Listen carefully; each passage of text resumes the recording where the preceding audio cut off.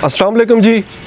ये वीडियो मैं बना रहा हूँ आपको अनाउंस करने के लिए कि लम्स के जो एडमिशन डिसीजंस हैं for under graduate studies for the year of 2026 वो अब अनाउंस होना शुरू हो गए हैं। और इसकी यानी प्रूफ ये है कि अनाउंस किस तरह होना शुरू हो गए हैं। एक तो लम्स ने अपनी वेबसाइट पे ये बताया हुआ है कि फ्रॉम अप्रैल टू 31 जुलाई में उन्होंने एडमिशन डिसीजंस अपने अनाउंस करने थे फॉर अंडर ग्रेजुएट एप्लीकेशंस। इसके अलावा इंस्टाग्राम पे मुझे मैसेजेस करके भी स्टूडेंट्स ने बताया है जिनका अल्हम्दुलिल्लाह एडमिशन हुआ है, एडमिशन डिसीजन उन्हें अभी पता चल चुके हैं। तो उनको तो सबसे पहले मुबारकबाद, उनको इंडिविजुअली भी मैंने मुबारकबाद कहा है, इसके साथ साथ इस वीडियो के ज़रिए भी मैं उनको मुबारकबाद कहता हूँ। लेकिन साथ में कुछ लोगों ने बताया है कि उनकी फॉर एग्ज़ाम्पल फाइनेंशियल एड की हवाले से कुछ कम्प्लिकेशंस बनी हैं, कुछ को फाइनेंशियल एड ऑफ़र हुई है, कुछ को ऑफ़र नहीं हुई। तो ये कुछ मामलात भी चल रहे हैं। लेकिन सबसे पहले जनरली जो मैं सबको बात कहूँगा, जो भी था यानी एप्लीकेंट 2026 के एडमिशन्स में अंडर ग्रेड के, उनका ये कि अगर तो आपको अभी तक एडमिशन डिसीजन आ गए हैं और आपकी फाइनेंशियल एड भी फ़ाइनल हो गई है, या अगर आपने फाइनेंशियल एड के लिए अप्लाई नहीं किया था और आपको जो है जस्ट एडमिशन सिक्योर हो गया है, तो then it is very good.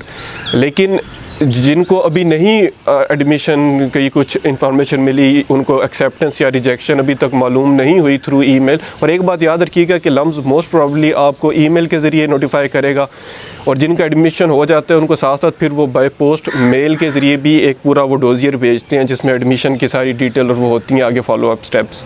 तो अपनी ईमेल्स लाजमी चेक करते हैं जो आपने अपनी एप्लीकेशन में दी। तो जिनके तो एडमिशन हो गए हैं, वेल एंड गुड, बड़ा ज़बरदस्त हो गया, हैप्पी एंडिंग उनके लिए।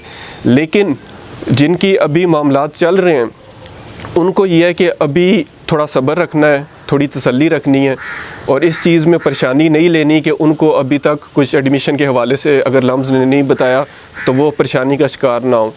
मुझे स्टूडेंट्स ने मैसेज किए हैं, उन्होंने कहा है कि जी उनके कुछ दोस्तों को यानी एडमिशन डिसीजन आ गया और एक्सेप्टेंस आ गई है, हमें नहीं आई।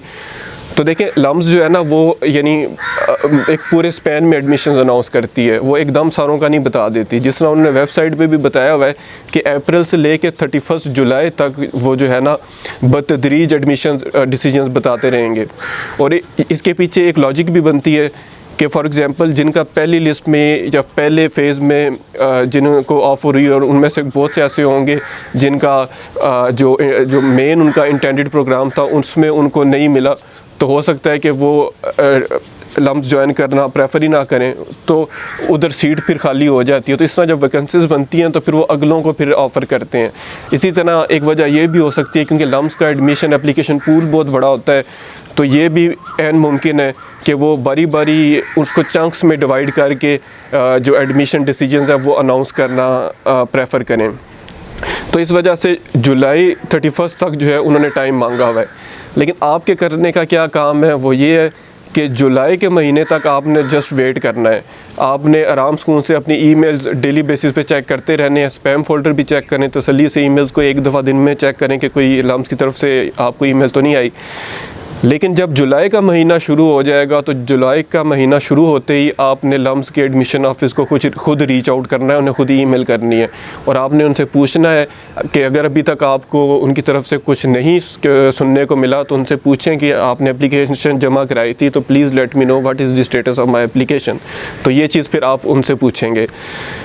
इसके अलावा जिन लोगों का लम्स में इस दफ़ा एडमिशन का ड्रीम पूरा नहीं हुआ, उनके लिए चंद एक मैं बातें करूंगा। इसके ऊपर वैसे एक तफसीलन वीडियो इंशाल्लाह मैं मज़ीद बनाऊंगा जुलाई 31 के बाद, जब एडमिशन डिसीजन बिल्कुल क्लोज़ हो जाएंगे। लेकिन अभी के लिए भी कुछ लोग फॉर एग्ज़ाम्पल जिस तरह जिनको फाइनेंशियल एड नहीं मिली और वो अब लम्स ज्वाइन करना उनके लिए मुमकिन नहीं है, तो इस तरह की सिचुएशन के इन केस अगर आपको रिजेक्शन हो गया और लम्स अब आपके यानी नसीब में नहीं रहा, तो अब आपको क्या करना है।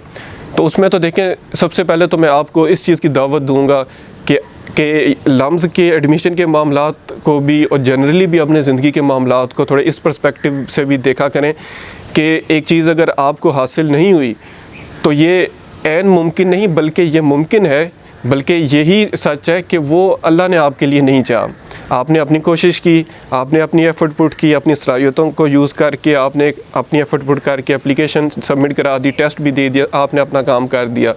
अब नतीजा जो है आप अल्लाह पे छोड़ें।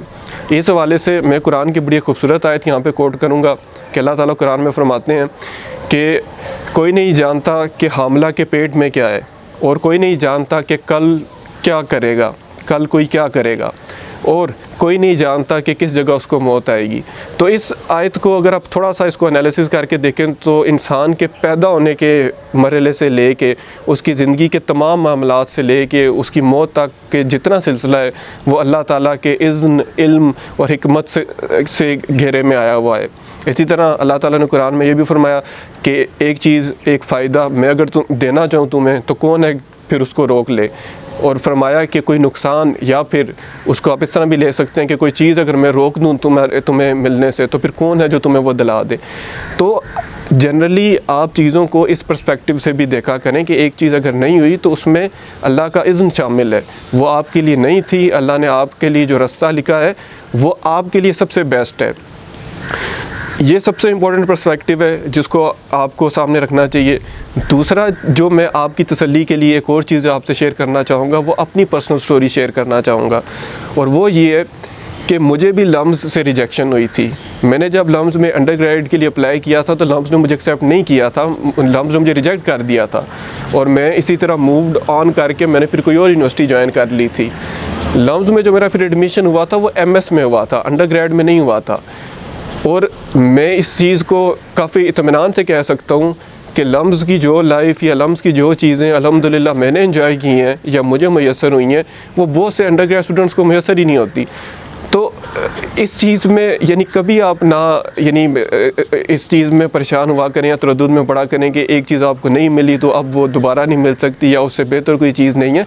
मैंने अपनी ज़ाती मिसाल आपको ये दे के बताया। और इसी तरह मैं बेशक अभी ये नहीं क्लेम करता कि मैं कोई ज़िंदगी के इस पॉइंट पे हूँ कि जिसमें कोई बड़ा कोई एग्जाम्पलरी आपके लिए एक मॉडल बन गया हूँ, लेकिन इंशाल्लाह आने वाले टाइम के साथ आप देखेंगे कि अल्लाह के इज़्न और अल्लाह की मदद से इंशाल्लाह ऐसी चीज़ें भी मेरी ज़िंदगी में मुझे मिलेंगी जो कि मैं फिर जब आपसे शेयर करूँगा तो आप वाकई इस चीज़ को समझ जाएंगे कि अल्लाह के हर प्लान में मसलहत होती है और हमें भरोसा अल्लाह पे ही करना चाहिए।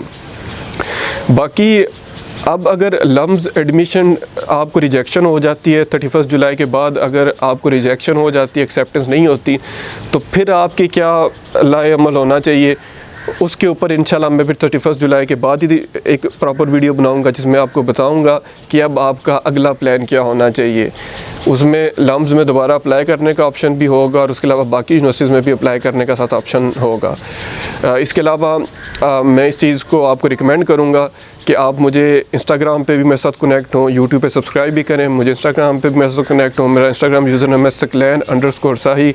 आप मुझे इंस्टाग्राम पे ढूंढ के वहाँ मुझे फॉलो करें और मुझे लाजमी रीच आउट करें और अपने मामलात को खुल के मेरे साथ डिस्कस करें। मुझे बड़ी खुशी होगी किसी तरह भी अगर मैं आपके लिए सहूलत पैदा करूँ और आपको गाइड कर सकूँ।